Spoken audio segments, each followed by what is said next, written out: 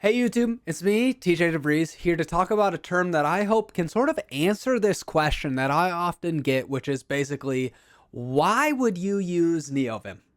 Right? And the answer actually doesn't necessarily revolve exclusively around NeoVim. I think it actually revolves more broadly around this term that I want to call PDE. PDE stands for Personalized Development Environment. Today I'll explain both what I mean by that term, and hopefully it sort of gives some new clarity between text editor and IDE, as well as show a few things about why NeoVim is a good candidate for being a PDE. So I hope you enjoy this talk. If you have questions, concerns, anything like that, leave them in the comments. You know what to do. Thanks everybody. Let's get to it. So let's give a little context first. This term PDE first occurred to me when people were asking me, do I think NeoVim is a text editor or do I think it's an IDE? And my answer was basically, I don't think that it's either of them.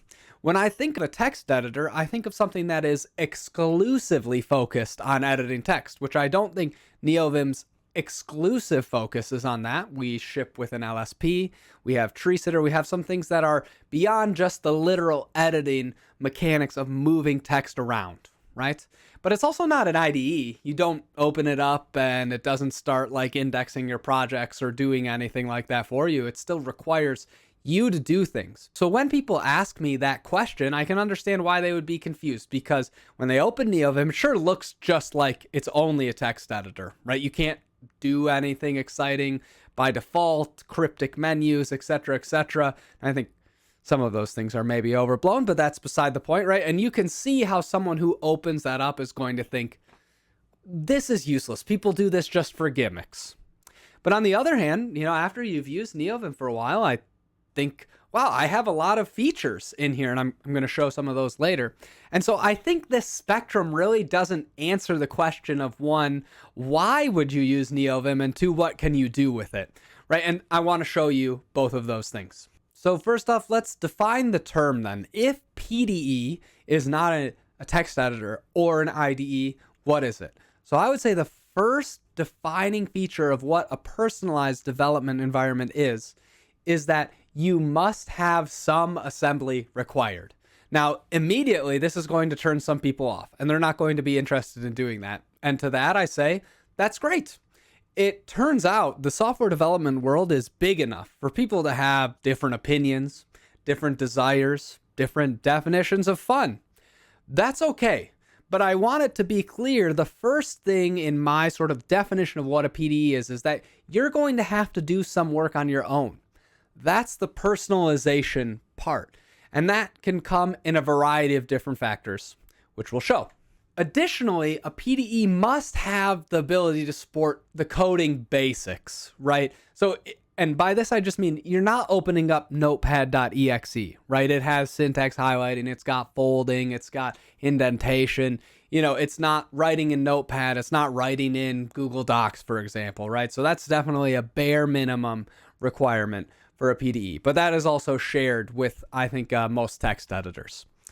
But beyond that, it also needs to have something that I like to call code intelligence, which by that I just mean it understands the code as more than just text or the bytes on the screen, right? So perhaps it's integrated with LSP, right? So that you could get completions or go to definition or find references. These things are more than just grep, right? Which is a useful tool and I use a lot, right? But it needs to be more than just that. It needs to understand the text at some sort of semantic level. That semantic level can vary and may not be as semantically understood as something like Java and IntelliJ, right? I think there's very few tools that understand code as well as IntelliJ for Java, right?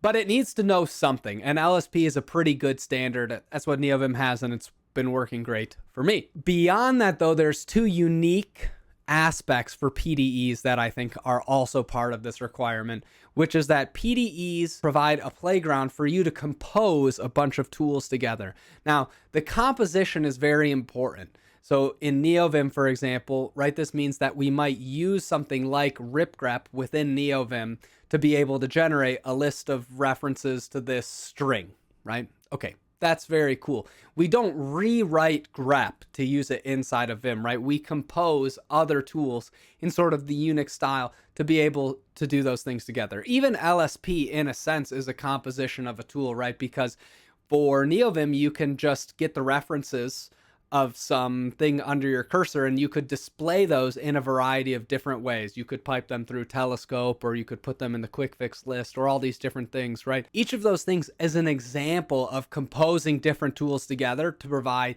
an experience that's greater than the sum of its parts, right?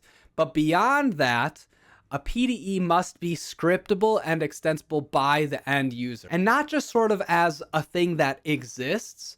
But I would say for a thing to be a PDE, it is required that the majority of users do some scripting and or extending of the editor themselves. For Vim, this is really obvious that people do this all the time, because your vimrc or your init.vim, that's just scripting, right, as part of your configuration.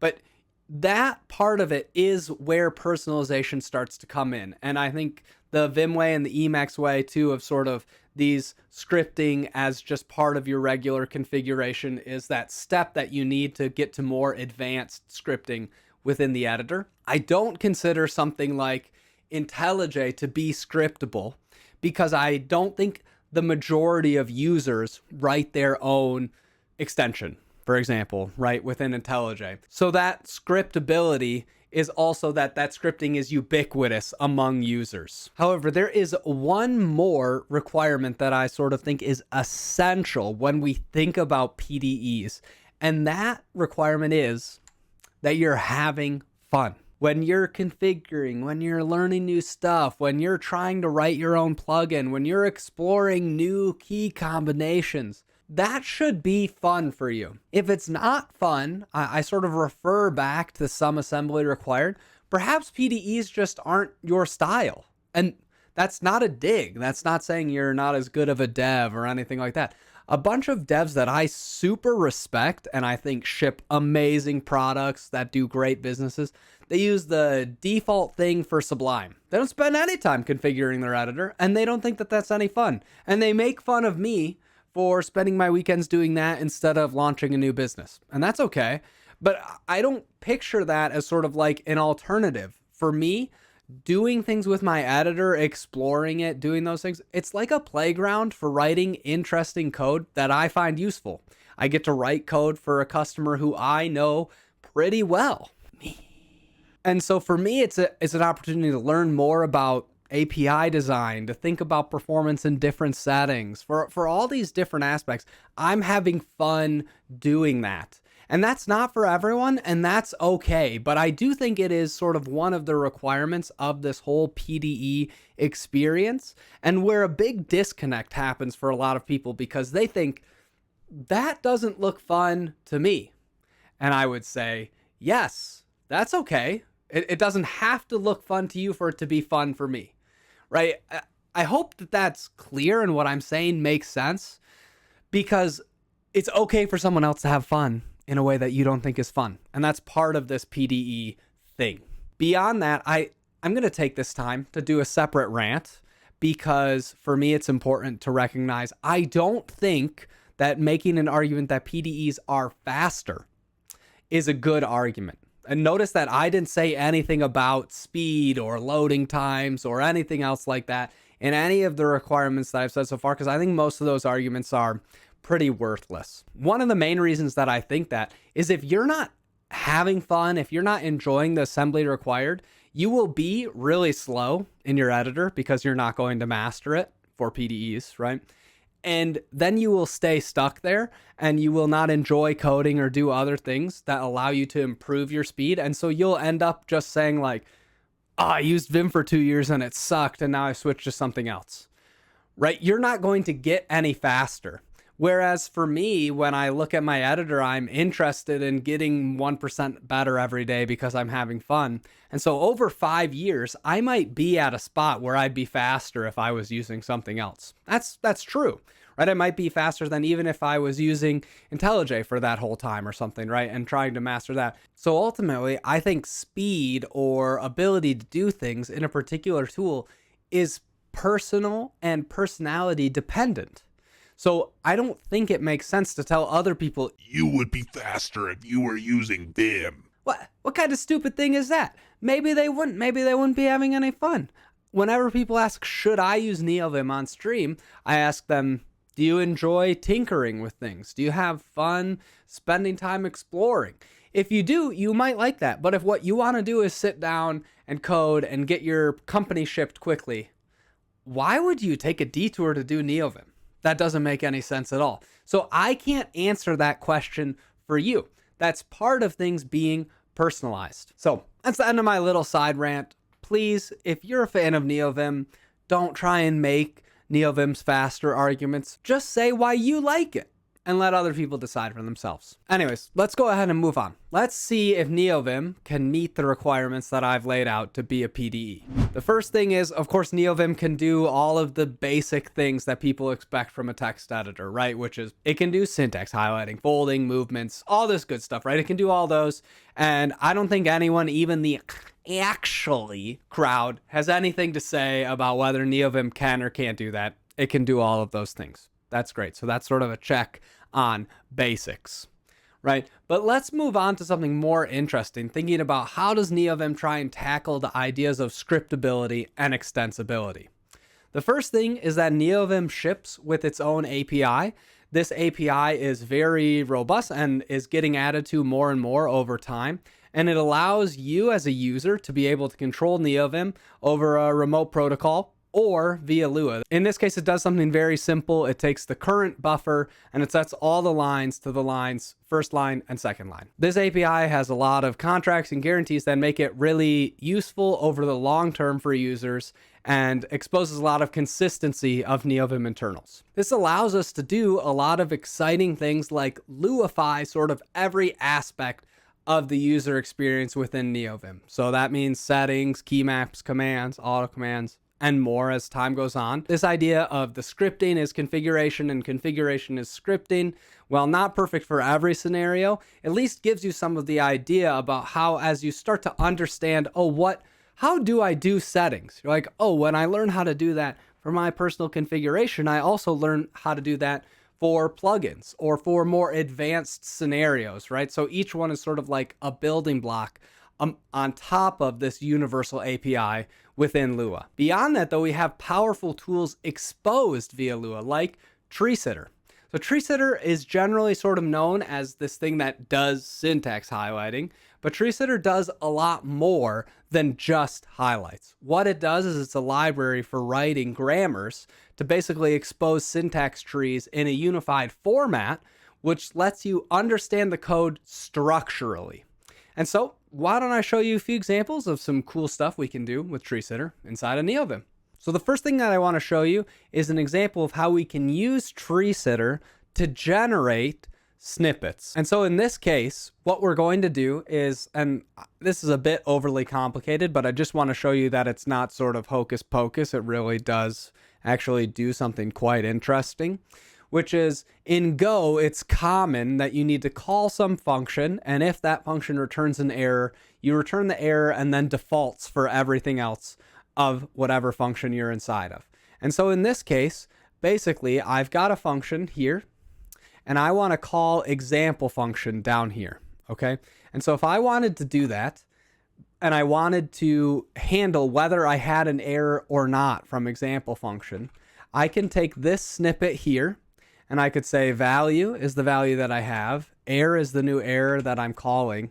I can move to the next one and say example function. And then notice how inside of here, I've generated the corresponding sort of defaults for, or the zero values for whatever types are within the return type of the current function that I'm in. So note that I'm actually in like main, and then I'm in another anonymous function inside of anonymous function, right? So this actually uses Tree Sitter to determine, hey, what are the things being returned by whatever the nearest function scope that I'm in, and then return the default values for those as part of the snippet.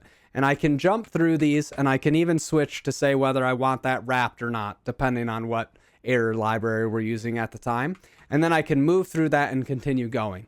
Now, that's a snippet that I wrote for myself, and it queries TreeSitter to understand what's happening sort of at a structural level. And we can actually take a look to see that this tree that's built inside of NeoVim actually understands a bunch of what's happening with this code, and I can ask what the result of this function is. That's how I get each of these different types to make my own snippet. That's just an example of how when we can start composing the API, the sort of unified language built on top of the API and TreeSitter, we can start to do very exciting things. So that's just one example of TreeSitter. It can do many more things. It can do things like expanded selection based on scopes. It can do highlighting, all the highlighting that's provided here. It can determine when you should indent. It can determine folding. It can actually determine sort of the context of the current function that you're in. It can do many, many more things. But I just wanted to show you at least one very interesting one. Let's move on to the next thing. So the next thing that I wanted to show you is just a really brief introduction to LSP within NeoVim. This knows much more than just the text, right? So if you're familiar with LSP, some of these things won't really surprise you, but I do want to at least show them and show what's possible.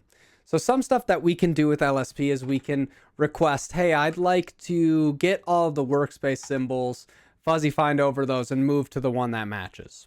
That part's pretty cool. We can also ask for the references of that. And that is also piped through Telescope, which is a fuzzy finder that I helped write.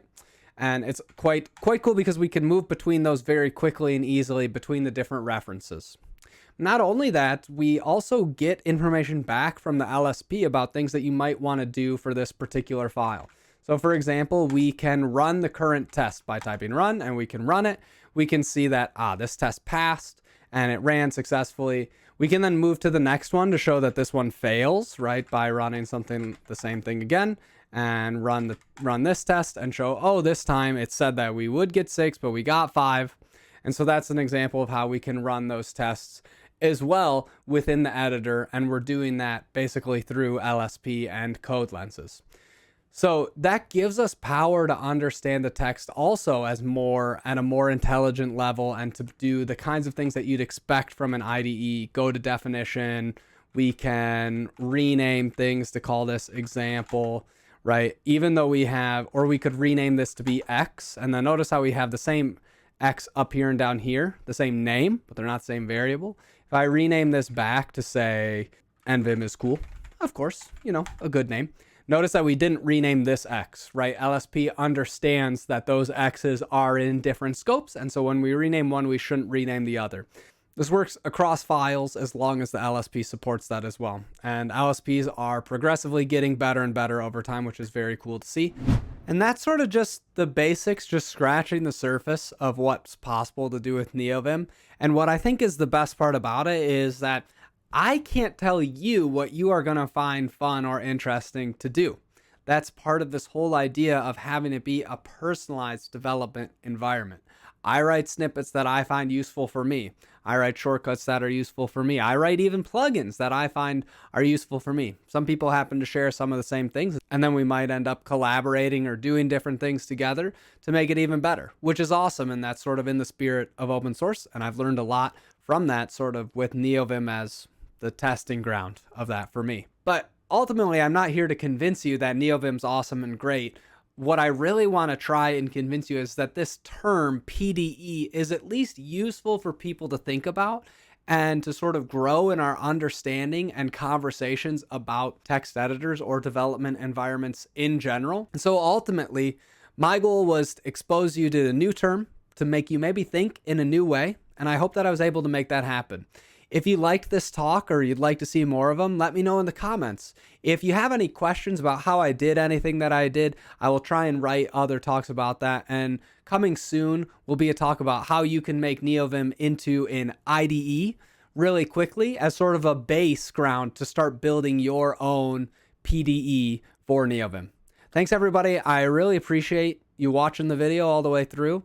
And if you could, smash that like button, give it a subscribe, and let your friends know. I hope PDE becomes a term that allows us all to have a little bit more clarity when we're talking to other people. and a little way to remind ourselves that, hey, everyone's an individual and we can love and respect each other. Thanks. I will see you all later.